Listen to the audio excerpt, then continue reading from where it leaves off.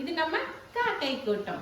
இன்னைக்கு வந்து என்ன சமைக்க போறேன் அப்படின்னாக்கா, இன்னைக்கு வந்து கத்திரிக்காய் தொக்கு இதுதான் செஞ்சுட்டு இருக்கேன்.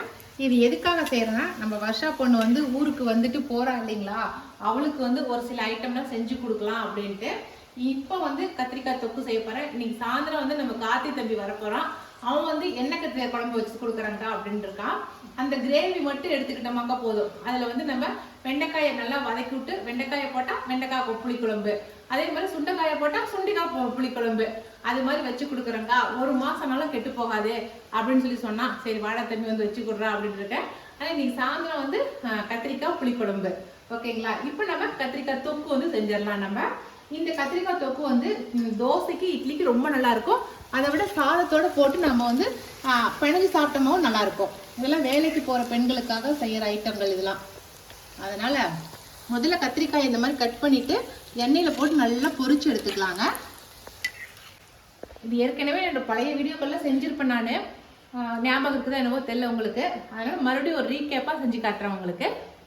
ரீடச் என்ன ரீடச் இது பேர் ரீடச்சா? சரி, ஏதோ ஒன்று மறுபடியும் இப்போ ஏன்னா இப்போ செஞ்சிடறேன், இன்னைக்கு செஞ்சு கொடுக்குறேன், அதை ஒட்டு உங்ககிட்ட காட்டிடலாமே அப்படின்னு தான். ஓகேங்களா? ஓகே. இதுக்கு வந்து சீரகம் கொஞ்சம் போட்டுக்கலாம். கொஞ்சம் தாங்க கத்திரிக்காய் பண்ணியிருக்கேன் பாருங்க, அவ்வளோதான். எடுத்து எண்ணெயில் பொரிச்சு வச்சுருக்கேன், ரொம்ப அதிகம்லாம் பண்ணல. அதுக்கப்புறம் சோம்பு கொஞ்சம் போட்டுக்கலாம். சோம்பு போட்டால் கொஞ்சம் நல்லா வாசமாக இருக்கும், அதுக்காக தான் சோம்பு போட்டிருக்கேன். சின்ன வெங்காயம் பூண்டு ரெண்டுமே எடுத்து கட் பண்ணி வச்சுருக்கேன், அதையும் சேர்த்திக்கலாம். கொஞ்சமாக சின்ன வெங்காயம் ஜாஸ்தி போட்டுக்கலாங்க, அப்போ தான் கொஞ்சம் நல்லா இருக்கும். அவ்வளோதான். ஒரு 3 தக்காளி வந்து நல்லா வந்து மிக்சியில் போட்டு அரைச்சி வச்சுருக்கேன். அப்போ தான் தொக்கு பழத்துக்கு வரும் இல்லைங்களா, அதுக்காக வேண்டி அரைச்சி வச்சுருக்கேன். இல்லை அரைக்காட்டினாலும் பரவாயில்ல, கட் பண்ணி கூட போட்டுக்கங்க.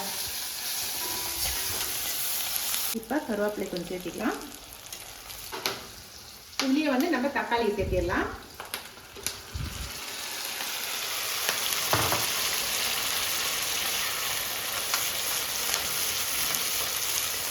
உப்பு கொஞ்சம் சேர்த்துக்கிட்டேன். அடுத்ததாக வந்து இது வந்து நம்ம நார்மலாக எப்பவும் தாளிக்கிறதே தாங்க, அவ்வளோதான். என்ன நம்ம கத்திரிக்காயை வதக்கி போடுறோம் நல்லா பொரிச்சு, அவ்வளோதான் இதில் ஹைலைட்டு. சரிங்களா? இப்போ மஞ்சத்தூள் போட்டேன். அடுத்ததான் வந்து கொஞ்சமாக சீரகப்பொடி சேர்த்திக்கலாம். இதெல்லாம் கொஞ்சம் வாசத்தை கொடுக்கும் அப்படிங்கிறதுக்காக வேண்டி போடுறோம். அப்புறம் டேஸ்ட் ஒரு எடுத்து கொடுக்கும்ல. அடுத்ததான் வந்து நம்ம காரத்துக்கு ஏற்ப மிளகாய் தூள் கொஞ்சம் போட்டுக்கலாம். அடுத்ததான் நம்ம கொத்தமல்லி தூள் போட்டுக்கலாம். இப்போ எல்லாமே போட்டு ஒரு வதக்கிட்டு நம்ம கொஞ்சமாக புளியை கரைச்சி ஊற்றணுங்க. தக்காளி கொஞ்சம் நல்லா வதங்கட்டும். வதங்கினதுக்கு அப்புறமேட்டு நம்ம புளி கரைச்சி ஊற்றிக்கலாம். இப்போ நல்லா பாருங்க தொக்காட்டம் வந்துருச்சு. இந்த சமயத்தில் வந்து நம்ம வந்து கொஞ்சமாக புளி தண்ணி ஊற்றிக்கலாம்.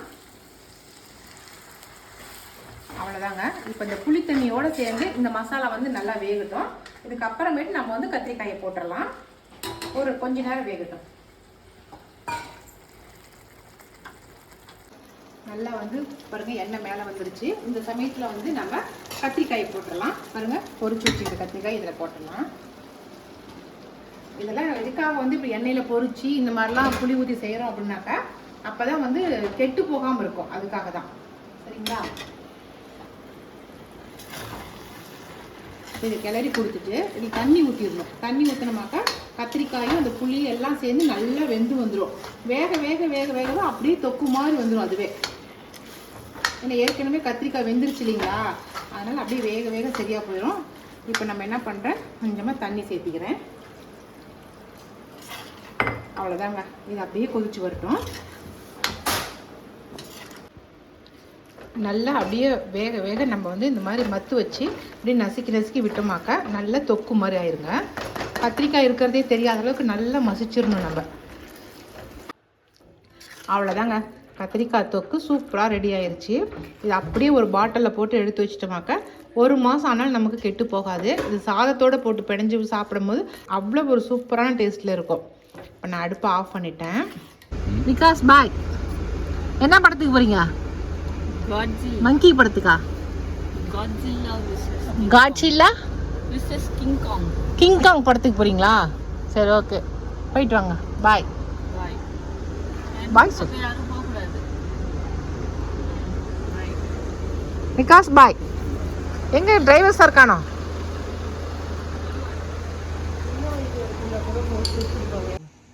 இன்னைக்கு வந்து சூப்பரான ஒரு கத்திரிக்காய் குழம்பு தான் வைக்க போகிறோம். இந்த கத்திரிக்காய் குழம்பு ரொம்ப டேஸ்ட்டாக இருந்துச்சுங்க. அதனால தான் நம்ம கார்த்தி நம்ம வீட்டில் வந்து செஞ்சுட்டு கொடுக்குறோம். அப்படி ஃபஸ்ட்டு வந்து கல்லெண்ணெய் ஊற்றிக்கலாம். கொஞ்சம் நிறக்க கல்லெண்ணெய் ஊற்றியாச்சு. அடுத்தது வந்து கொஞ்சமாக வெந்தயம்.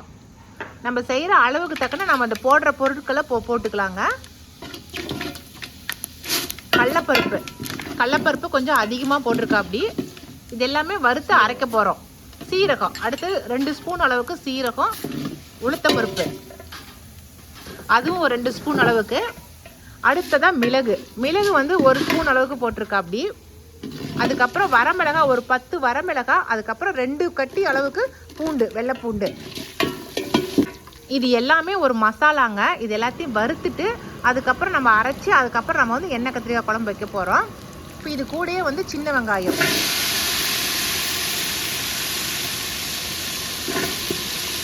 எந்த ஒரு கட்டையும் இல்லாமல் கையிலேயே அப்படியே சீவி விட்றான் பாருங்க. பெரிய வெங்காயத்தை ஒரு 3 பெரிய வெங்காயத்தை எடுத்திருக்கோம். நீங்கள் சின்ன வெங்காயம் மட்டுமே போடுறதா இருந்தாலும் சின்ன வெங்காயம் மட்டுமே போட்டுக்கலாம். நாங்கள் வந்து சின்ன வெங்காயத்துக்கு கூட கொஞ்சம் இனிப்பு தன்மை வேணுங்கிறதுக்காக பெரிய வெங்காயம் சேர்த்திக்கிறோம்.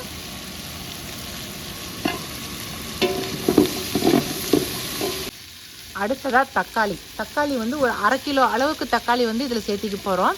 ஏன்னா கொஞ்சம் அளவு வந்து அதிகமாக வைக்கிறோம். நம்ம வருஷா பொண்ணுக்கு வந்து ஊருக்கு கொடுத்து விடலாம் அப்படிங்கிறதுக்காக வேண்டி.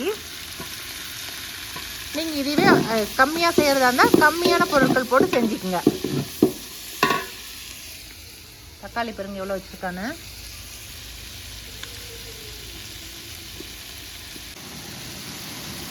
அடுத்ததாக கருவேப்பிலையை சேர்த்திக்கிறா. அப்படி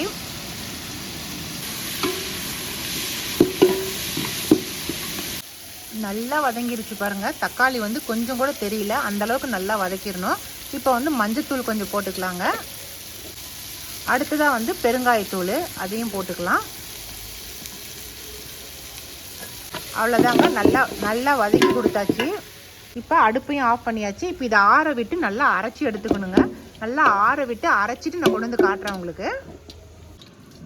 இப்போ வந்து நல்லெண்ணெய் ஊற்றிக்கிட்டேன். அப்படி நம்ம வதக்கும் போது கல்லெண்ணெய் ஊற்றி வதக்கணும். ஆனால் இப்போ தாளிப்புக்கு வந்து நல்லெண்ணெய் கொஞ்சம் நிறக்க ஊற்றிக்கிட்டேன். அப்படி ஏன்னா அது நல்லா தாளித்து விட்டு எண்ணெய் மேலே மிதந்து வரணுங்க. அதுக்காக வேண்டி எண்ணெய் வந்து கொஞ்சம் ஜாஸ்தி விட்டுக்கலாம்.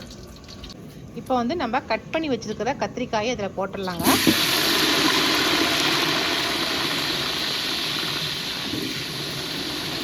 இது வந்து எண்ணெய் கத்திரிக்காய் குழம்பு செய்கிறதுக்காகவே நான் செடி வச்சு வளர்த்திட்டு இருக்கேன். நல்லா நீட்ட காயாக இருக்குது. ஒரே மாதிரி காய்ங்க, ரொம்ப நல்ல காய்ங்க பாருங்கள். ஃபஸ்ட்டு வந்து காய் வந்து முத்தவே இல்லை, அப்படி பிஞ்சு காயாக இருக்குது. ஆமாம், இந்த மாதிரி காயாக நீங்கள் எடுத்து இந்த குழம்புக்கு போட்டிங்கன்னா தான் ரொம்ப நல்லாயிருக்கும். எண்ணெயில் வேறு எதையுமே போடல, எண்ணெய் ஊற்றி வெறும் கத்திரிக்காயை மட்டும் போட்டு இப்போ கத்திரிக்காய் நல்லா வதக்கி கொடுக்குறோம். அப்படி கொஞ்ச நேரம் நல்லா கத்திரிக்காய் வதங்கட்டும் எண்ணெயிலேயே. அப்படியே பாருங்கள், கொஞ்சம் கொஞ்சமாக அரிச்சு எடுத்து வச்சுட்டுருக்குறேன். அப்படி கலர் வந்து மாறிடுச்சு. அப்படியே நல்லா வதங்கிருச்சு கத்திரிக்காய். ரொம்ப கொதன்னு வதங்க விட்றாதீங்க. கத்திரிக்காய் வந்து உடையக்கூடாது. கலர் மட்டும் சேஞ்ச் ஆனாக்கா போதும். இப்போ எடுத்தாச்சு. அந்த எண்ணெயிலே நம்ம வந்து தாளிப்பு கொடுத்துடலாம். இப்போ அந்த எண்ணெயிலேயே கடுகு மட்டும் போட்டு தாளிச்சிக்கலாங்க. வேறு எக்ஸ்ட்ரா எந்த பொருளும் போட வேண்டியதில்லை. ஏன்னா நம்ம எல்லாமே அதுலேயே போட்டுட்டோம் இல்லையா, அதனால தான். கடுகு பொரிஞ்ச உடனே நம்ம வரமிளகாய், குண்டு வரமிளகாய் எடுத்து வச்சுருக்கோம். அந்த வரமிளகாயை போட்டு பொரிய விட்டுடலாம்.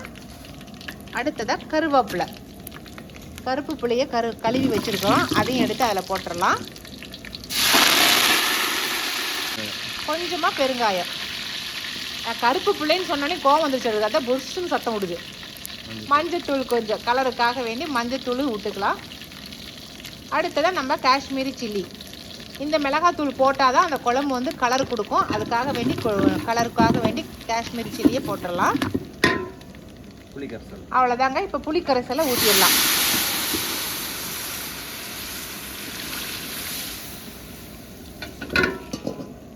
ரொம்ப புளிப்பு ஜாஸ்தியாக ஊற்றிடாதீங்க, திட்டமாக ஊற்றிக்குங்க.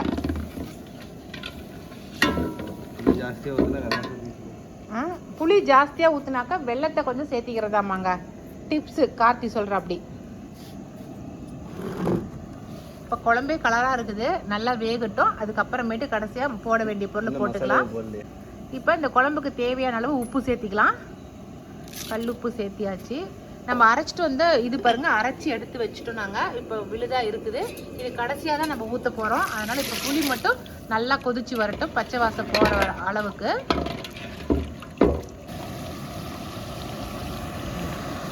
நல்லா கொதி வந்துருச்சுங்க. நல்லா கொதி வந்து மேலேயே எண்ணெய் வர அளவு கொதிச்சிருச்சு. இந்த புளி வாசம்லாம் போயிருச்சு.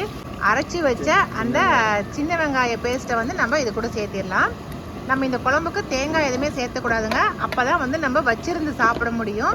இது 1 மாதத்துக்கு நம்ம வச்சிருந்து சாப்பிட்டாலும் எதுவுமே ஆகாதுங்க. அதுக்காக தான் நம்ம வந்து இந்த மாதிரி செய்கிறது.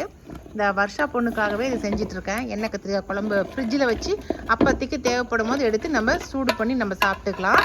அதற்கான மசாலாவாக இருந்தாலும் மறுபடியும் நம்ம தண்ணி ஊற்றி நல்லா வேக வச்சிடணுங்க. அப்போ தான் மாதக்கணக்கில் ஆனாலும் கெட்டு போகாமல் இருக்கும். இப்போ நம்ம தண்ணி ஊற்றி வேக வச்சிடலாம். இப்போ வெல்லம், ஏன்னா இனிப்பு புளிப்பு காரம் 3 கலந்தால் தான் அந்த புளிக்குழம்பு டேஸ்ட்டாக இருக்கும். அதனால் வந்து இந்த குழம்புக்கு தக்கன வெல்லம் கொஞ்சம் போட்டுக்குங்க. இப்போ எல்லாமே போட்டாச்சு. இன்னும் கொஞ்சம் தண்ணி மட்டும் விட்டு நம்ம கொஞ்சம் நேரம் கொதிக்க விட்டுறலாம். நல்லா கொதி வந்துட்டு இருக்குது பாருங்க.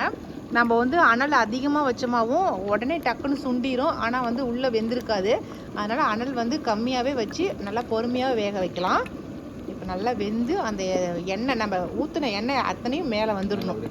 ஆமாம், மேலே வந்ததுக்கு அப்புறம் தான் நம்ம அப்படியே வதக்கி வச்சுருக்கிற கத்திரிக்காயை எடுத்து நம்ம போடுவோம். சரிங்களா? கொஞ்ச நேரம் கொதிச்சு வரட்டும். எண்ணெய் அப்படியே கொதிச்சு வந்து அப்படியே தெறிக்க ஆரம்பிச்சிருச்சுங்க. இப்போ இந்த டைமில் நம்ம வந்து கத்திரிக்காயை போட்டுடலாம். இப்போ வாசமும் கமகமும் நடிக்குது. இந்த குழம்பு வெறும் புளிக்குழம்பை கூட வச்சு சாப்பிட்லாம்.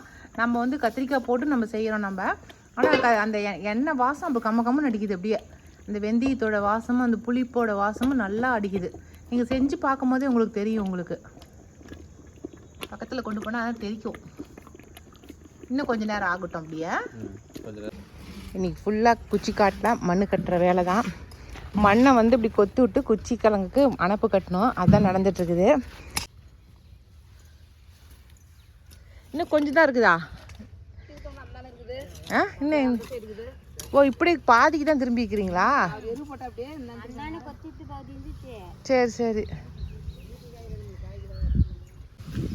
சூப்பராக இன்றைக்கி வந்து மழை வரப்போகுது அப்படின்னு நான் நினைக்கிறேன். எனக்கு நல்லா காற்றடிக்குது, பயங்கரமாக அப்படி இருட்டிட்டு வருது. நல்லா இருக்குது, கிளைமேட்டே நல்லா இருக்குது. பார்க்கலாம் இன்றைக்கி மழை வருது அப்படின்னு சொல்லிட்டு. சும்மா சின்ன சின்னதாக தூறல் போடுது, அப்படியே போட்டுன்னு. கொஞ்சம் மழை வந்தால் நல்லா தான் இருக்கும். பயங்கரமான உக்கரமாக இருக்குதுங்க. அதனால் தாக்கு பிடிக்கவே முடியல. உங்கள் ஊர் பக்கம்லாம் எப்படி இருக்குதுன்னு தெரியல. எங்கள் ஊர் பக்கம் ஒரு பயங்கர உக்கரம். வர்ண பகவான் வந்து இன்னைக்கு வந்து கொஞ்சமாவது கருணை பொழிஞ்சாருன்னா கொஞ்சம் நல்லா இருக்கும் இருக்கிறதுக்கு. பார்க்கலாம் என்ன பண்ணுறாருன்னு. இப்போ வந்து நம்ம பழச்செடிங்களுக்கு எல்லாத்துக்கும் வந்து எருவு போட ஆரம்பிச்சிட்டோம். எருவுனா வந்து கொஞ்சமாக வந்து வேப்பம் புண்ணாக்கு, அதுக்கப்புறமேட்டு நம்ம மாடு ஆடு சாணம் இருக்கு இல்லைங்களா, அந்த எருவு தான் போட்டிருக்குறோம். போட்டு நல்லா கலக்கி விட்டோம். இந்த டைமில் மழை பெஞ்சிச்சின்னா கொஞ்சம் நல்லாவே இருக்கும். எங்கள் பீக்கங்காய் செடி வந்து இப்போ நிறைய காய் வைக்க ஆரம்பிச்சிருச்சு. இது வந்து ஆஃபீஸ்லேருந்து வாங்கிட்டு வந்து போட்ட விதை தாங்க. இது வந்து நம்ம நாட்டு ரகம் கிடையாது. ஏன்னாக்கா நாட்டு ரகங்கிறது வந்து ஆடி மாதத்தில் வந்து போட்டமாக்கா தான் வந்து அது வந்து செடி வந்து காய் காய்க்கும். ஆனால் இது வந்து எல்லா வருஷம் எல்லா டைம்லேயும் காய் காய்க்கும். இந்த ஆஃபீஸில் வாங்குறது நார்மலாக கடைகளில் விற்கிது இல்லைங்களா, அந்த பீக்கங்கொடி தான் இது. வாங்கி ஒரு 2-3 கொடி போட்டு விட்டேன். அது நல்லா இப்போ காய்க்குது. இது நம்ம டெய்லிக்கும் நம்ம ரெகுலராக குழம்புக்கு நம்ம பறிச்சிக்கலாம் இல்லைங்களா. ஹைப்ரிட் காயாக இருந்தாலும் நம்ம வந்து மருந்து எதுவும் அடிக்காமல் நம்ம இயற்கையாக நம்ம தோட்டத்தில் போட்டு நம்ம இயற்கை உரம் கொடுத்து நம்ம வளர்த்திக்கிறோம். அவ்வளோதான். நம்ம மருந்து அடிக்காத ஒரு காய்கறி. அந்த பேசிக்கில் நான் வந்து இந்த மாதிரி போட்டுக்கிட்டேன் நான். அதனால் வந்து ரெகுலராக இப்போ வந்து பீக்கங்காயும் பறிச்சிக்கிறேன் நான். ஏன்னா ஒரு சில காய்கறிகள் வந்து தை மாதத்தில் ஆடி மாதத்தில் போட்டோமா தை மாத பட்டத்துக்கு தான் நமக்கு கிடைக்கும். எல்லா சீசன்லேயும் நம்ம நாட்டு காய்கறிகள் எல்லாமே கிடைக்காது நமக்கு. அதனால் அந்த மாதிரி இருக்கும்போது நம்ம எல்லா டைம்லேயும் காய்கறி வேணுங்கிறதுனால இந்த மாதிரி காய்கறிகளை நான் பயன்படுத்திகிட்டு இருக்கிறேன் நான். எல்லா பழ வகைகளுக்குமே வந்து இந்த ட்ரிப்பு எருவு போட்டாச்சு. இன்றைக்கி ஃபுல்லாக அதுதான் வேலை. இந்த சப்போட்டா வந்து பனானா சப்போட்டான்னு சொல்லியிருக்காங்க. பார்க்கலாம், பனானா காய் மாதிரியே சப்போட்டா வருதான்னு சொல்லிட்டு. எவ்வளோ பெரிய காய் வைக்குதுன்னு தெரியல. இவ்வளோ பெருசு எப்படியோ காப்பாற்றிட்டேன். இப்படியே வரட்டும். ஓகேங்க, மழை தூர ஆரம்பிச்சிருச்சு. ஒன்றொன்னா போட்டு போட்டால் விழுது. போயிடலாம் வீட்டுக்கு. அவ்வளோதாங்க, சாயந்தரம் ஆயிடுச்சு. இப்போ வர்ஷா பொண்ணுக்கு வந்து கொஞ்சம் பர்ச்சேஸ் பண்ணலாம் அப்படின்னு சொல்லிட்டு நம்ம கணபதி ஸ்டோருக்கு தான் போயிருந்தோம், மேச்சேரியிலேயே. ஏன்னா வீட்டுக்கு தேவையான மளிகை சாமானம்லாம் கொஞ்சம் வாங்கிட்டு போயிடுறோம்மா அப்படின்னா. ஏன்னா அங்கெல்லாம் போய் டிபார்ட்மெண்ட் ஸ்டோரில் என்னால் வாங்க முடியலம்மா, அதுவும் இல்லாமல் டைம் எனக்கு கிடைக்கல அப்படின்னா. சரி ஓகே வாடா அப்படின்னு சொல்லிட்டு நானும் வருஷம் மட்டும்தாங்க போயிருந்தோம். பைக் எடுத்துக்கிட்டு அவளே கூட்டிகிட்டு போய் அவங்க பாட்டியை பார்த்துட்டு அதுக்கப்புறம் அப்படியே கணபதிக்கு போயிட்டோம்.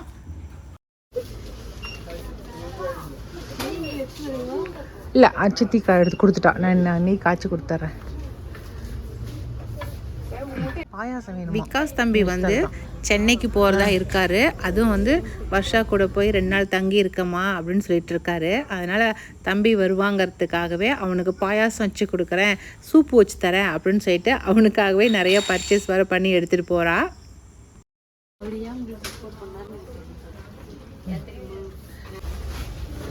அது என்ன வருஷம் அது? பஞ்சாரஸ். அது ஒரு ரேட்டு ரொம்ப ஃபேமஸாக இருந்துச்சு. அது என்னது இது? முகத்துக்கு பூசுறதா? ஃபேஸ் மாஸ்கா?